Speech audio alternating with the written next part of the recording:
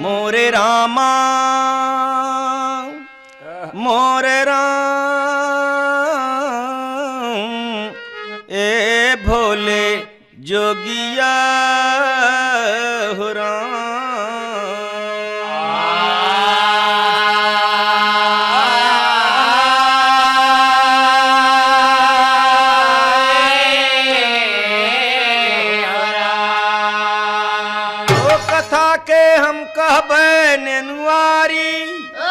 एक दिन धोबिया कनारी पूछे बिना नैहरे चली गई ऋषिया।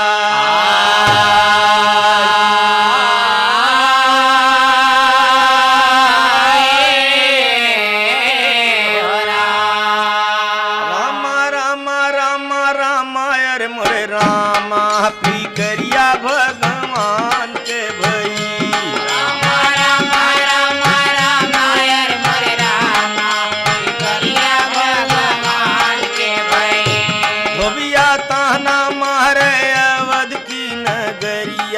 पी करिया भगवान के भई। धोबिया ताना मारे अवध की नगरिया पी करिया भगवान।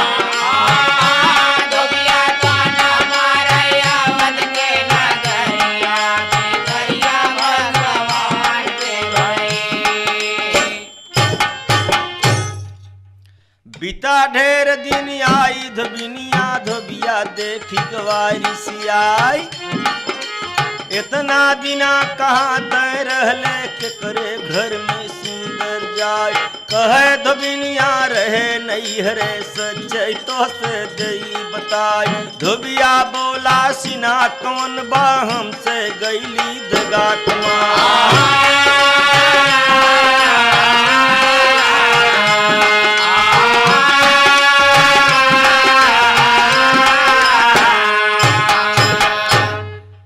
धोबी नाराज बा कि बिना पति आज्ञा के ते घर से निकले कैसे। और सोचे भी चाहे बिना पति आज्ञा के औरत के कहीं नैहर हो चाहे कहीं मेला हो चाहे कहीं हो जाना भी न चाहिए। कहना है तो धोबी बोला अरे कैले इतना बड़ा बवाल हमसे ये कन लागे चाल खाल हम खींच ले परब द टंगरिया पी करिया भगवान।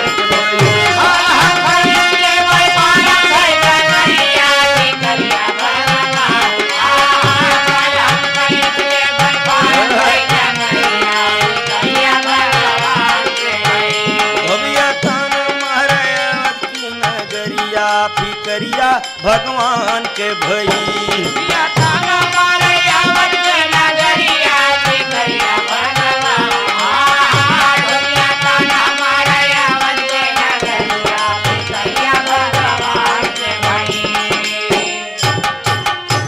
धोबी बोला खबरदार। धोबिया बोला तै राम के समझे सीता लई ग रावण नार। धोबी बोला तै राम के समझे जौन सीता के लई गए रावण चोरा के नार। तौने सिया के फिर से लायन फिर से रखें भून मझार। ऐसन काम करब नाई नहीं ताना मारे देश हमार। जल्दी घर तू छोड़ के भाग तो के देख में देकार।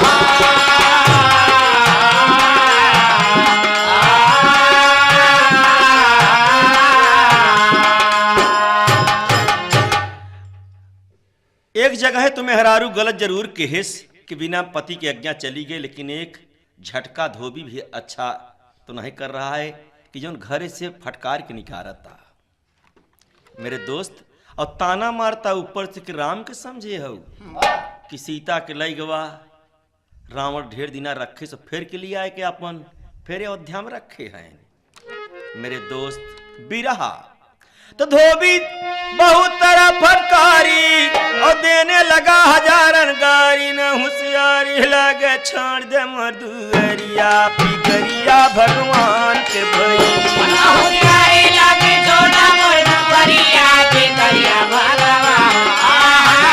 होशियारी लगे छोड़ा मधुरिया पी करिया भगवान के भई।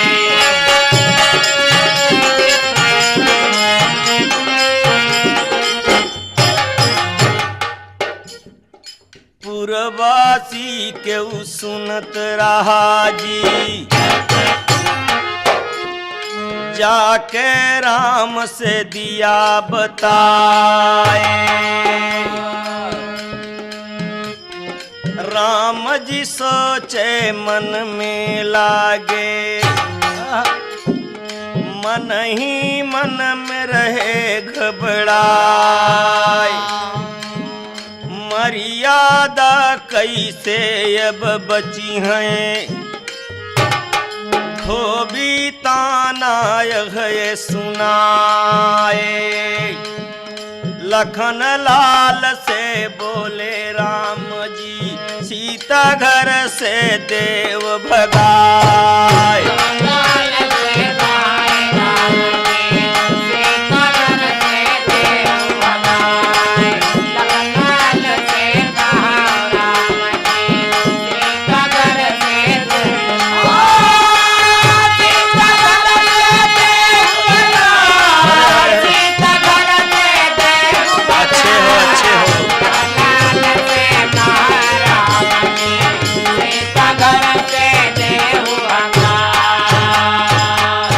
भैया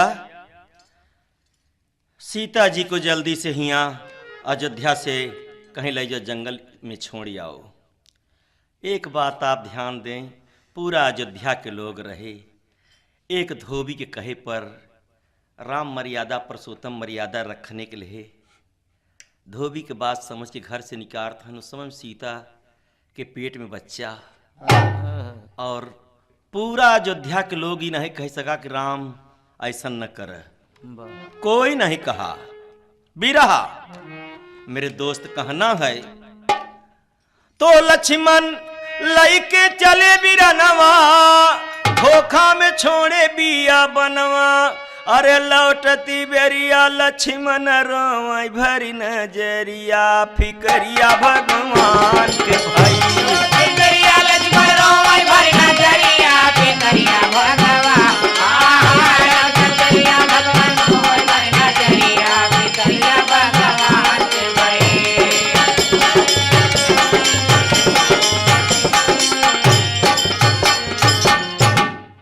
राम के आज्ञाकारी लक्ष्मण जी बात मान के, आज्ञा मान के सीता महारानी को जानकी जी को छोड़ दिया जंगल में।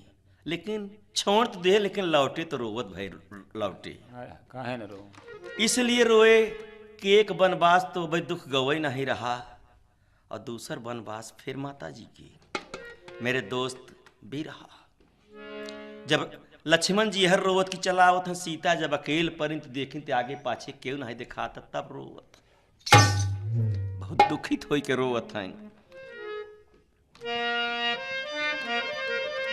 हाय बनवा में रोवाई, अरे बनवा में सिया के विपद परी भारी। बनवा में सिया को परी भारी, बनवा में सिया के विपद परी भारी। बनवा में विपद परी भारी, विपद परी भारी। बनवा में सिया विपद परी भारी, बनवा में सिया को। एक बात सोच के रोवत हैं कि कारण कवन नाथ मुख मोड़ा। कारण कवन नाथ मुख मोड़ा, कारण कवन नाथ मुख मोड़ा। कारण कवन नाथ मुख मोड़ा, लक्ष्मण जी धोखा दई कर छोड़ा। लक्ष्मण धोखा दई कर छोड़ा, लक्ष्मण धोखा दई कर छोड़ा। का मालिक, का राम, हमारे भाग तकदीर में का है बा? का हमारे भाग में विधन लिख डारी। बनवा में सिया विपद परी भारी, बनवा में विपद परी भारी। बनवा में विपद परी भारी, विपद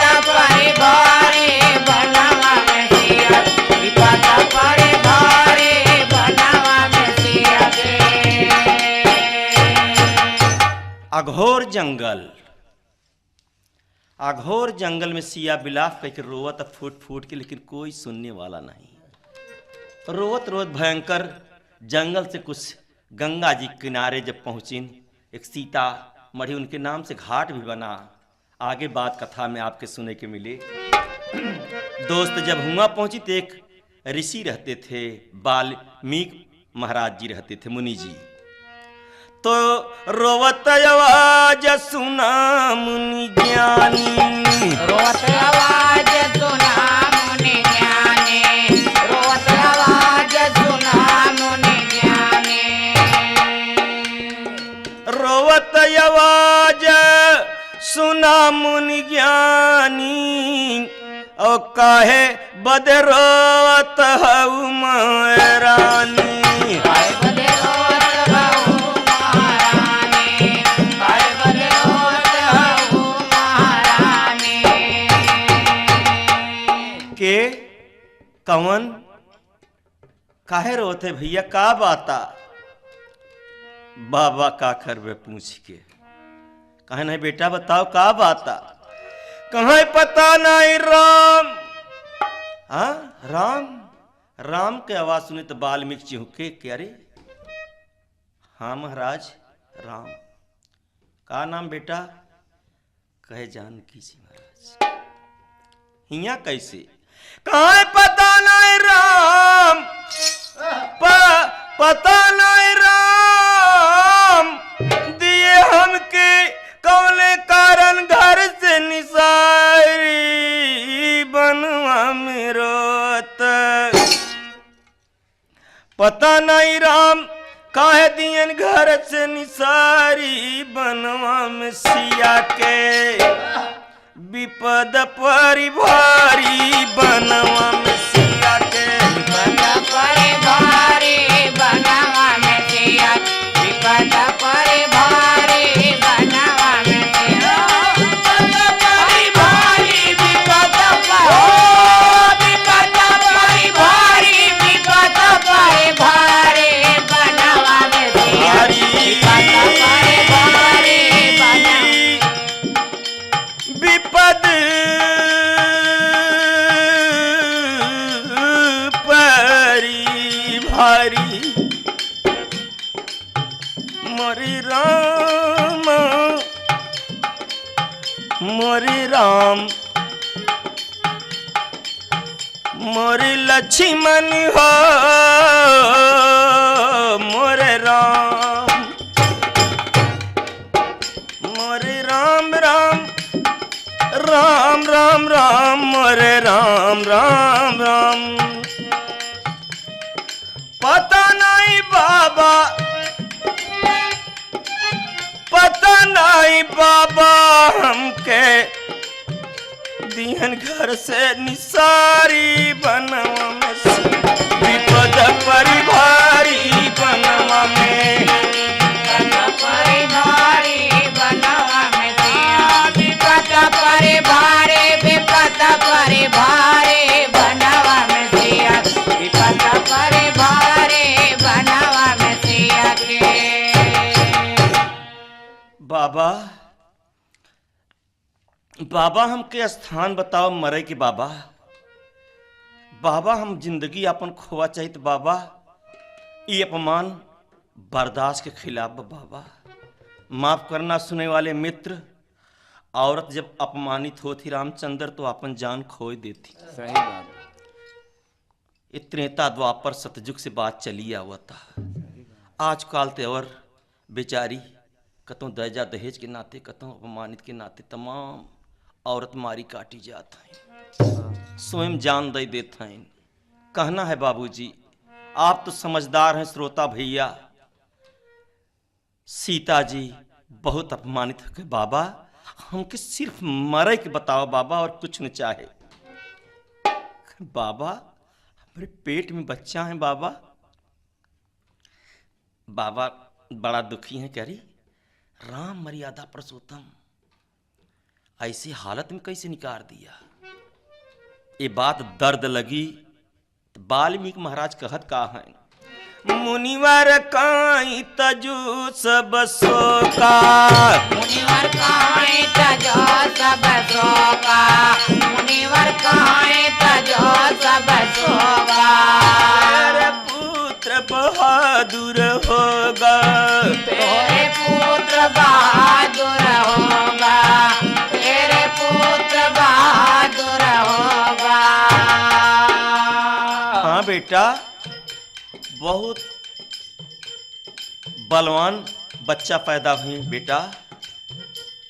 कहे बाबा हम रह कहाँ बाबा तब? अरे आखिर रह कहाँ बाबा? हम बच्चा हुए तो हम कहाँ रह बाबा? अब मुसीबत और खड़ी बाबा, अकेले जान हो तो बाबा ठीक रहा, हम कहीं रह ले बाबा, हम रह कहाँ बाबा तब? वाल्मीकि बहुत दुखित हो के कहते हैं बेटा चिंता न करो, मुनिवर कहीं तजु सब सोका, और तेरे पुत्र बहादुर होगा। चल कर सीता हमारे कुटिया मझारी, बनवा में सिया के भारे बनवा में सिया, विपद परे भारे बनवा में।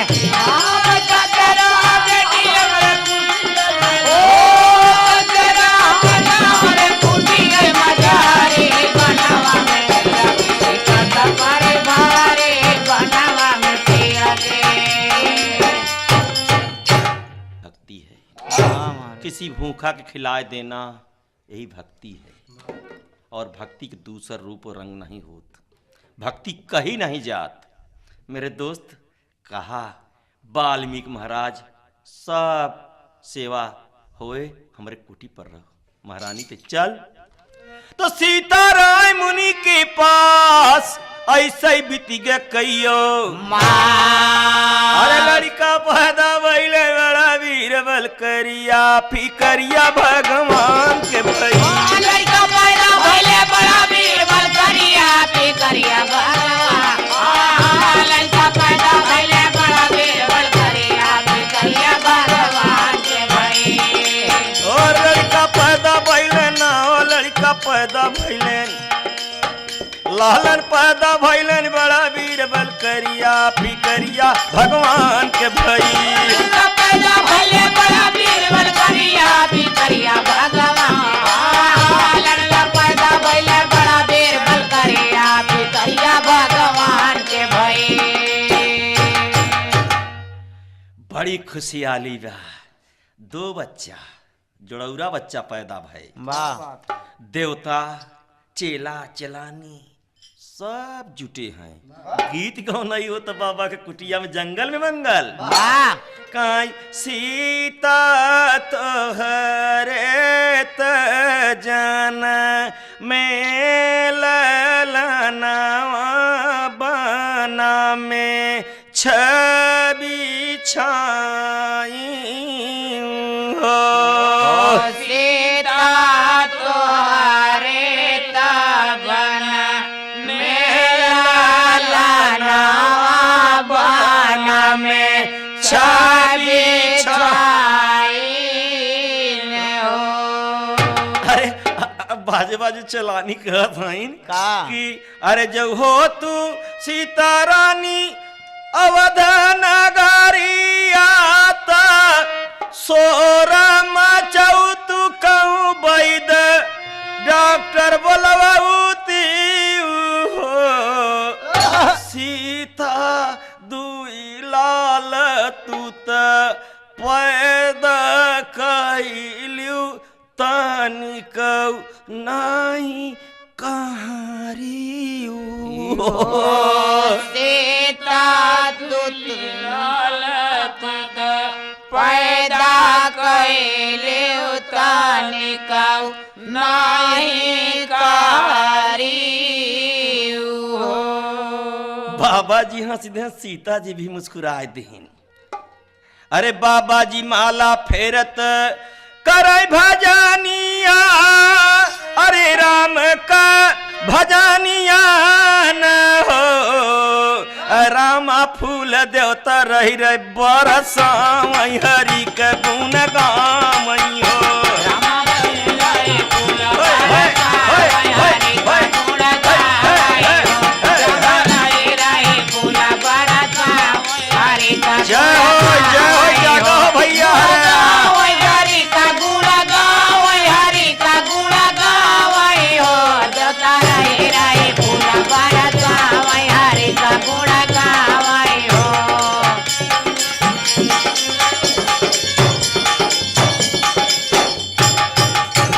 तो सब लोग बोले जय जयकार अरे सब देवता ऋषि महर्षि बोले जय जयकार और ये खुशी आई बया परम्पार फिकरिया भगवान के भई अरे बाबा फेरत बैठा रहले माला नवलरिया फिकरिया भगवान के भई बाबा फेरत रहले माला नवलरिया फिकरिया भगवान बाबा फेरत रहले माला नवलरिया फिकरिया भगवान के भई हे भैया तो लो कुछ दोनों भैयन के मुनि विद्या खूब सिखाए थे ओहर राम जी विश्व विजयी घोड़ा के छुड़वाए थे सारे देश में घोड़ा टहरा जोड़ी नहीं हटाए थे मुनि आश्रम घोड़ा पहुंचा लो कुछ धई बनवाए थे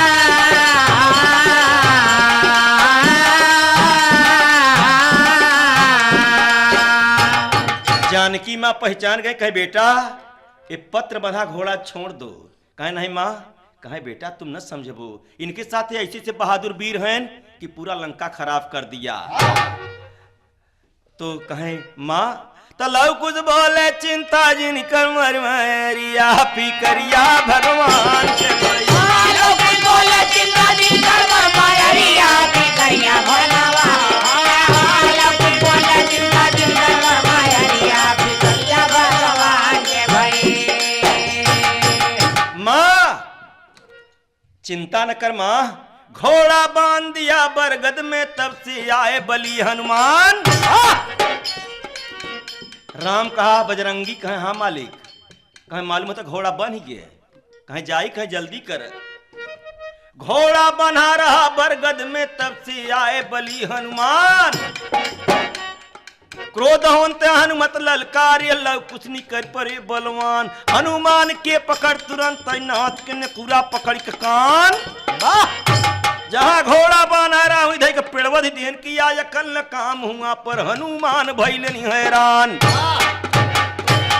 थोड़ा से घमंड आए कि हम बजरंग बली राम के दास ही हम आए बन ही गए तब राम कहते हैं मालूम होता घोड़ा तो फंसा ही रहा लेकिन मालूम होता कि बजरंगी फंस गए हैं लक्ष्मण जी कहीं जाई भैया कहीं अकेले जिन जा कुछ सिपाही सेना लई के जा अरे तब से आए लक्ष्मण वीर तब से आए लक्ष्मण वीर तब से आए लक्ष्मण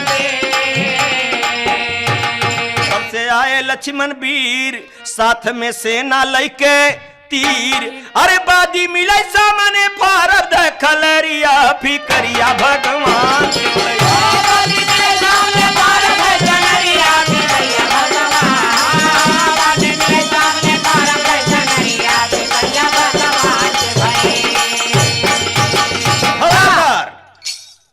देखे घोड़ा बांधा हनुमान जी के पूरा छेदा देखे कहे कौन बहादुर ऐसा है कि जन घोड़ा बांधा ये हमारे भक्त बजरंगी के बांधा दोनों लड़का नहीं कर पर सीता जी समझाओ थे लड़का एक कहा नहीं मानता है अरे दूनहु ललाना रे गईले रानवा में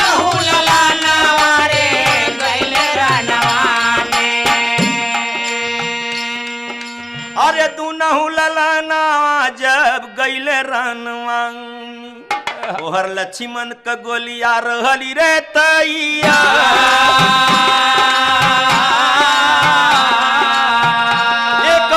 बड़ बड़ जवान ली है हथियार एक ओरी छोटे छोटे बचवा बोलती ललकार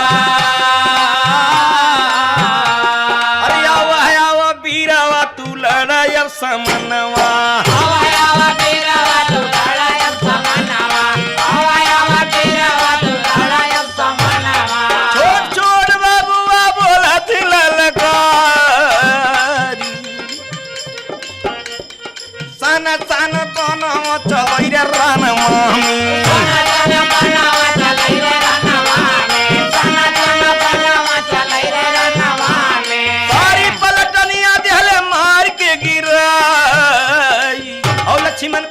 गुलिया सब गिरी गई जमीनिया में। जोड़ के गुलिया सब गिर गई जमीनिया मार मार के बोला था बच्चे। सब गिर गई जमीनिया में।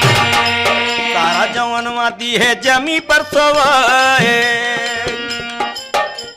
सीता महारानी भरी भर रोवती नयनवा। सीता महारानी भर भर रोवती नयनवा। सीता महारानी भर भर रोवती नयनवा। ए बबुआ ए लाला बस कर बेटा, ऐसा न कर, शांति बनावत थई। राम जी सोचन भैया फंस गया है।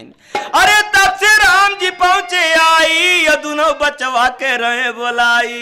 ए लड़का या दोनों लड़कियों को बोला, कहे बेटा इधर आओ, कहे लम्मा से बात करो, का बात है बोलो। अरे कहे बड़ा गरम दिखात है, कहे बात का आया। तब से राम जी पहुंचे आई, दोनों बचवन के रहे बोलाई। कहे बबुआ के हो तोहर बाप मतरिया, फिकरिया भगवान के भई।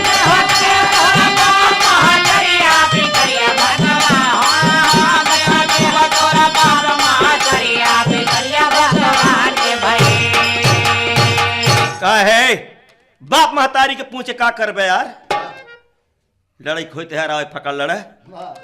राम जी कटत है ना जगह पे चला किस करता है। राम जी बोले बिना बताए, हम न लड़बैले साने।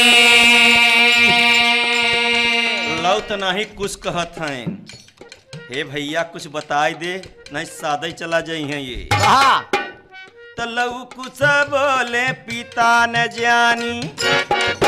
अरे हाँ हम अपने बाप की नहीं जानी थी। कहा अच्छा बेटा, कहा अरे ये बेटा कह रहे हैं, देखिए बच्चे तो बच्चे, ये परमात्मा का खेल है।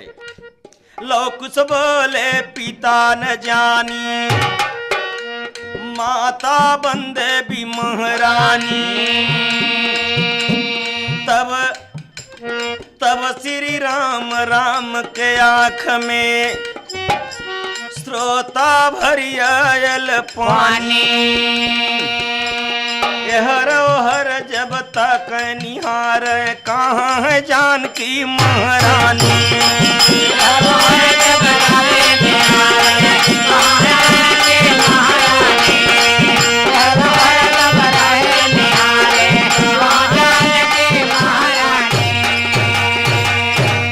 तो भगवान लिहले लगे बोलाई, भगवान लिहले लगे बोलाए हो भगवान, लिहले लगे बोलाए। अरे राम जी दोनों लड़कन के लिए बोलाए, बबुअन के रहे समझाए। काई बचवा के हो तोहर बाप मतरिया, फिकरिया भगवान के। सीता जी बच्चे आपकी माँ किधर हैं? कहे पता नहीं। कहे बेटा राम जी समझाए के रोवत हैं, कहत हैं बेटा राम जी कहाँ लगे समझाए, दोनों बचवन से रोई के बिल खाए। काई बचवा तू सब्जी ते हमारा लिख दरिया, फिकरिया भगवान के। बचवा तू सब्जी ते हमारा लिख दरिया, फिकरिया भगवान। बचवा तू सब्जी ते हमारे लिख दरिया, फिकरिया भगवान के भाई। सीता माँ मिट्टी से पैदा भईन, धरती से पैदा भईन, अपमानित हो धरती से अर्ज करते माँ ये अपमान हमसे बर्दाश्त नहीं, अपने गोद में ले ले माँ। रोई रोई सीता मैया अर्ज लगाई, मोरी मयरिया हो, मोरी मयरिया हो, हम कले तू गोदी में सोई, मोरी मयरिया हो, हम केले तू गोदी में सवा, मोरी मयरिया हो, हम केले तू गोदी में सवा।